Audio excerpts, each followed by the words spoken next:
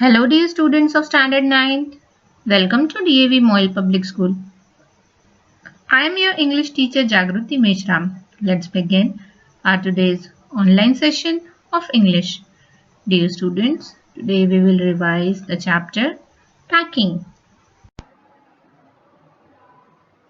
Packing, this extract is taken from Three Men in a Boat and it is written by Jeremy K. Jerome. The writer, Jerome, liked to pack luggage for trips and announced that he would do the packing. Jerome thought that his ability to pack luggage was better than others. He asked his friends George and Harris to leave the task of packing to him. The two friends agreed to his offer instantly, which was strange. George sat comfortably on the easy chair, and Harris bent his knees as he sat on the sofa and kept his feet on the table. By saying that he would pack, the writer did not mean that his friends would sit and relax while he would do all the work. He had meant that he would boss upon them while they would do all the chores. He would nag them and curse them for not knowing the well work, and then he would chip in to sort out the mess that they would create. He was irritated to see them sitting while he did all work. He recollects that once he lived with a man who sat lazily on the sofa all day through and would watch the writer do all the work. The man would say that he enjoyed watching him go around doing all the work. This would make the writer mad with anger. The writer adds that he could sit idle and watch others work like slaves. On the other hand, he liked to check their work, walk around with hands in his pockets, and direct them on how to do work properly. He feels that he was energetic. It was a part of his nature to behave in that manner. The writer did not say anything to his friends and started packing. As he closed it, Harry said that he had forgotten to pack the boots. The writer felt that Harris could have reminded him before. He had closed the bag, but he thought that Harris was like that. This was followed by an irritating laughter by George, which made Jeremy wild with anger. Jeremy opened the bag to keep the boots in it. As he was about to close it, he was struck by a strange thought that he kept the toothbrush or not. He says that he never remembers if he has packed the toothbrush or not. Jeremy adds that while traveling, he always messes up with carrying his toothbrush. He has nightmares of not having packed it, wakes up in sweat and looks for it. In the morning, he packs it before using it, then unpacks the bag to get the brush and uses it. As it is the last thing that comes out of the bag and he has repacked the bag, he forgets packing it again. At the last moment, he rushes to his room to get the brush and finally he wraps it in his handkerchief and carries it to the railway station in his hand. As Jeremy was looking for his toothbrush in bag, he had to remove everything, but he could not find it. He created a mess. He found his friend's brushes many times, but could not find his brush. He kept everything packed to his bag one by one, shaking each item, and finally found the brush inside a boot. Then, once again, he repacked the bag. Now, when Jeremy closed the bag, George asked if the soap was there inside it. As Jeremy was impatient, he replied that he wasn't concerned if it was there or not. Closed the lid and strapped the bag. Then he realized that he had packed his spectacles in it too and had to open it again to get them. Finally, the bag was closed at 10:05 p.m. Then they had to pack the food baskets.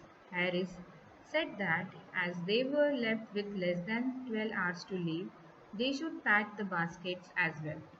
Harris decided that the food baskets would be packed by him and George. Jeremy agreed to take his turn for some rest while his friends packed the basket. Now let us continue the story. George and Harry started packing the hampers in a happy mood. They wanted to show Jeremy that they could pack well. Jeremy waited for them to create a mess because he considered Harris to be the worst packer in the world. Jeremy looked at the piles of plates, cups, kettles, and bottles, the jars, pies, cakes, and tomatoes, which had to be packed into hampers. He thought that as the boys would mess up, it would be an interesting thing to watch. The scene became interesting as they broke a cup at start. Jeremy says that they broke the cup to indicate that they could do that too and to make things interesting. Harris placed the jar of strawberry jam on top of tomatoes. The tomatoes were squeezed by the jar and then they removed the damaged tomato with the help of a spoon. Next, George stepped on the butter. Jeremy remained silent but sat on the edge of the table to watch the action. His silence irritated his friends. They became nervous and stepped on the things. They kept the things behind them and later they wanted them. They could not find them. They placed the pies on the bottom and kept heavier things on them, which smashed the pies. The boys overturned the can of salt on everything. Jeremy says that they created a lot of confusion with the small piece of butter. He had not seen anyone create so much mess with butter that was worth 1 or 2 pence, meaning it was a very small piece as they did.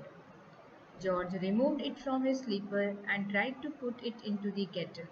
As he was unable to do that, he placed it on the chair. Harris sat on it.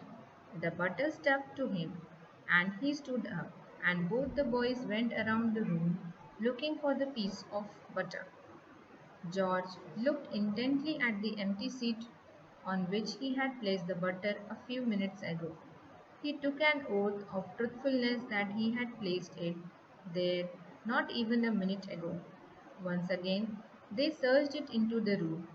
They met in the middle of the room empty handed. George said that the disappearance of the butter was the most amazing thing that he had known. Harry said that the disappearance of the butter was a mystery. George saw the butter sticking on the Harris bag and said that it had been there all this while. Harris turned around and asked where it was. George flew to Harris' bag and asked him to stand still. They removed the butter and packed it inside the teapot. Now let us again continue the story. Jeremy's pet dog Montmorency participated in all this. His aim was to interrupt everyone and get scolded for it. Jeremy adds that if Montmorency was able to twist into a place and create nuisance by angering people and get things thrown at him in turn, he felt that he had utilized the day in a good way. Montmorency's aim was to get people trip over him and scold him. By doing this, he felt that he had fulfilled all his aim and would feel proud of his achievement. Montmorency sat on the things to be packed. He thought that when George and Harris reached out for the things to be packed, they were reaching out for his cold, wet nose and could bring it forward for them. He stepped into the jam bottle. He took he shook the teaspoons. He acted as if the lemons were rats and stepped into the hamper to kill these rats.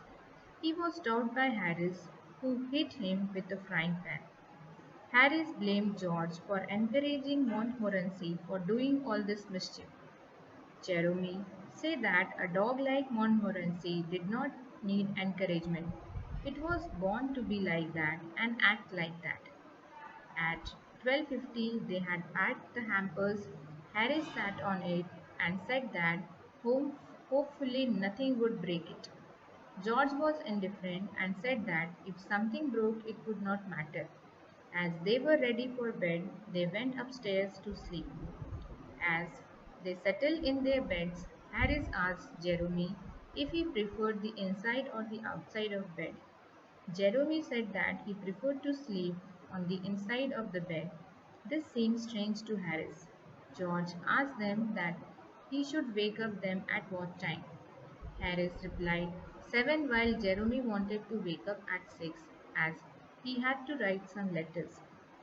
Harris and Jeremy had a discussion on the time and finally they settled on 6:30, each accommodating his time by half an hour. George did not respond as he was asleep. Harris and George made mischief by placing the bathtub next to George's bed so that he would fall into out as he woke up on the pretext that this way he would take a bath as soon as he got up. So dear students, here we end the story of packing. Dear students, based on our today's revision, here are some questions for you. Have a nice day. Thank you.